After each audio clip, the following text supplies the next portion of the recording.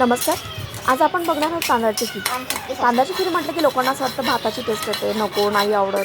तर आज आपण अशा प्रकारे बघणार आहोत की तुम्हाला तांदळाची खीर पण एकदम चविष्ट लागेल आणि तुम्ही खाणार जरूर. प्रथम तर तांदूळ एकदम लालसर भाजून घ्यावे. त्याच्यानंतर ते मिक्सरमध्ये घालून भरड दळावे. एकदम पिठी करू नये कधी पण, त्यामुळे गिचका खीर होते. तर भरड दळावे.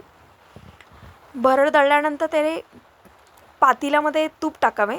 तुपामध्ये ती तांदूळ जे आपण बारीक केलं होतं ते थोडेसे भाजून घ्यावे. त्याच्याने तुम्हाला जो टेस्ट येणार आहे, टेस्टला खूप खमंग लागेल ती म्हणजे खीर. तूप घालून घालून थोडंसं फ्राय करावे. त्याच्यामध्ये मग नंतर तुम्हाला वाटी घेतला असं तांदूळ तर 1-1.5 तांब्या तुम्ही पाणी घालून ते शिजवा.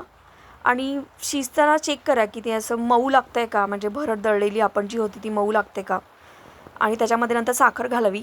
साखर चवीनुसार घाला. तर तुम्हाला जर साखर जास्ती नसेल आवडत तर 1-1.5 वाटी 2 वाटी. बाजूला एक पळी घेऊन त्याच्यामध्ये तूप घालून त्याच्यामध्ये चारोळे, मनुका, बदाम तुमच्या ड्रायफ्रूट्स आवडीप्रमाणे आणि गार झाल्यानंतर दूध घालावे आणि मस्त खीर तयार. रेसिपी आवडल्यास नक्कीच लाईक आणि शेअर करा.